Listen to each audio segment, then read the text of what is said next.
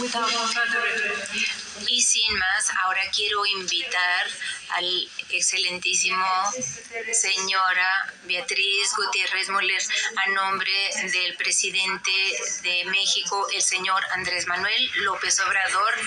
Su excelencia, Beatriz Müller, usted tiene la palabra.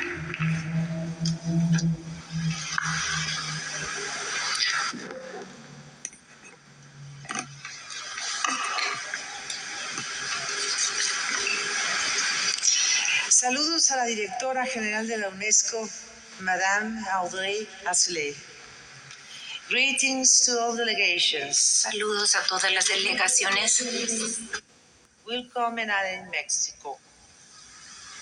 En representación del presidente de México, Andrés Manuel López Obrador, tengo el agrado de ofrecer unas palabras para ustedes. Como lo saben, México es una nación con culturas milenarias, cuando menos 5, antes de nuestra era. La teotihuacana, la zapoteca, la mixteca, la maya y la que se conoce como cultura madre, la olmeca. Desde hace más de 3,000 años, en gran parte de Mesoamérica, estas civilizaciones ya contaban con su propia lengua y escritura, sus medios de producción alimentaria, intercambio comercial, expresiones artísticas y cultos politeístas. Después de Cristo, algunas de ellas decayeron y tomaron vigor en otras como la tolteca, la mexica y el esplendor maya. Unas más, otras menos, llegaron hasta Costa Rica y Panamá. Con la dominación española en el siglo XVI, hubo un enriquecimiento mutuo y en los últimos tiempos, a partir del siglo XIX, por migraciones de americanos del norte, europeos, asiáticos, sudamericanos y países del Caribe. Hace unos 80 años, cuando todavía se hablaba de tipos de raza en la especie humana, se ensalzaba o se despreciaba, según el caso, a personas por su aspecto físico. Décadas después, los científicos concluyeron que no hay razas en la especie humana, sino que cada uno es parte de una misma especie biológica. Esto quiere decir que todos somos iguales, aunque varíe nuestro color. Somos herederos del Homo sapiens. Sin embargo, por más que se ha explicado el punto, el racismo vive con insidia e impunidad. Esto es, se relega a hombres y mujeres por alguna supuesta inferioridad biológica y cultural, estigma establecido por una raza cumbre o superior. El racismo como ideología, aunque se proscriba y condene, sigue lacerando la dignidad humana. En nombre de la raza, los racistas menoscaban a quienes no representan el modelo de belleza física o de inteligencia de otros. Lo digo sin cortapisas, porque reconocer esta desgracia que habla mal de nosotros como humanidad y hacer algo efectivo para aminorarla es el punto de partida para alcanzar algún día una cultura de respeto entre todos los que vivimos en la casa común. No es paréntesis anodino comenzar mi alocución con esta pandemia irracional que no hemos podido exterminar, porque precisamente las culturas más ancestrales son aquellas que a fuerza de resistir genocidios, esclavitud, desprecios y otras vergonzantes acciones en su contra, han sido quienes han tenido la más comprobada capacidad de sobrevivencia. México es prueba de ello. Cuento el siguiente episodio porque tengo la convicción de que no hay que temer a la historia. Al contrario, esta nos enseña qué somos y hemos sido y persuade hacia el porvenir. El casi total exterminio de los pueblos del Yaqui hace unos 30 años Es evidencia de esa arbitraria política pública de reducir al indio a un ser humano inferior para luego el superior arrogarse el derecho de dominarlo y, en síntesis, despojarlo de su voluntad, su dignidad, su familia, su territorio.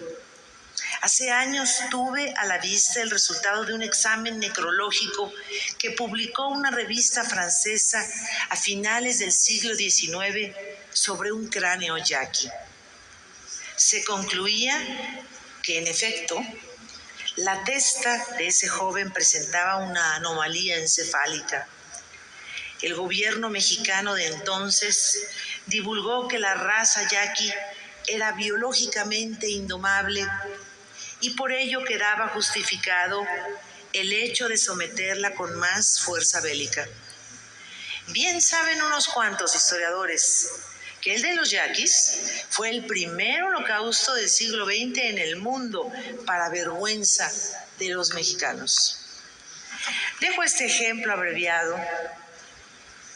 Tengo claro que quienes desean aniquilar a las culturas ancestrales, en particular las culturas originarias de América, por el contrario, detienen, cancelan y atrofian el desarrollo de cualquier nación.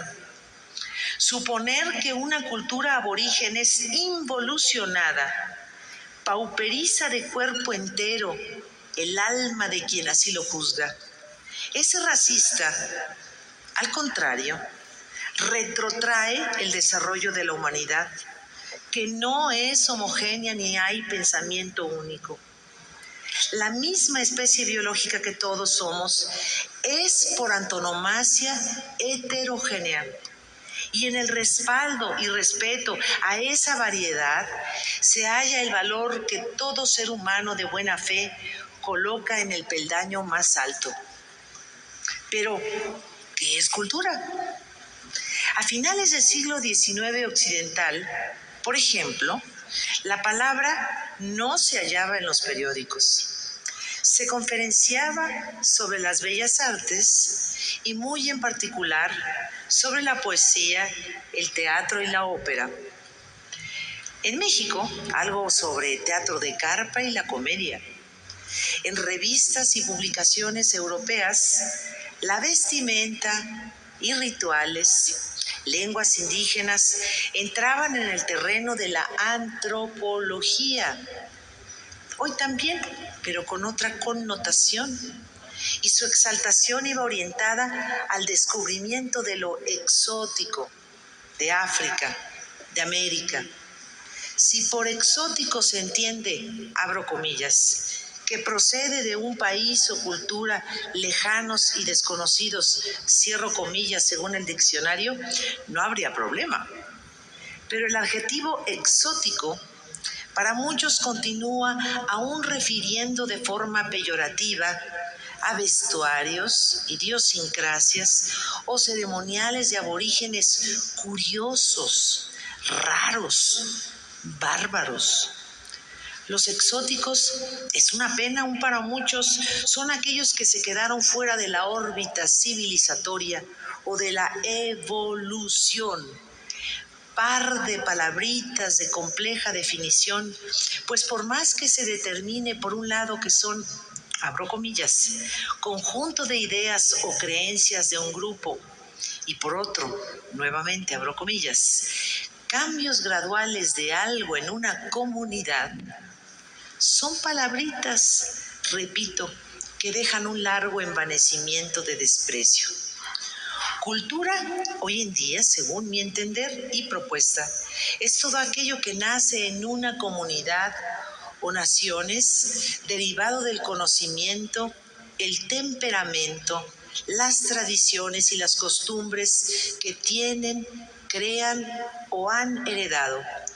Cultura ya no es más en exclusiva el arte de tocar el violín o la figura de mármol.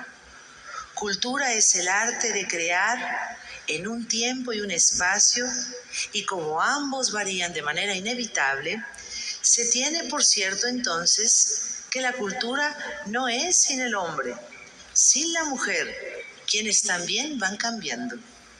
El racismo cultural, pienso, reduce a la creación y al arte en todas sus manifestaciones a modelos clasistas o elitistas que menoscaban a los que creen inferiores y a los cuales hay que hacerles entender que al agredir a otro se agreden a sí mismos, a la cultura universal, a la cultura histórica, a ese constructo en donde antiguos y presentes cada uno ha contribuido con una parte.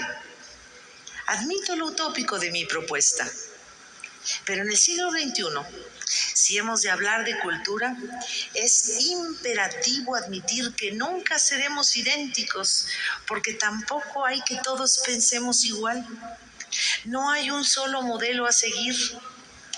Es tan exótico para un aymara la Torre Eiffel, como para un parisino los tatuajes con henna que realizan las mujeres marroquíes. Por otro lado, debemos entender que la cultura ajena no se apropia con fines económicos, no se subasta, que el plagio es ilegal e inmoral, que los bienes patrimoniales de la humanidad son de todos y todos debemos protegerlos. Hay que apostar por descolonizar la cultura supremacista y promover en cambio una horizontalidad, porque no hay culturas superiores ni inferiores. Nuestro lema en México es: mi patrimonio no se vende.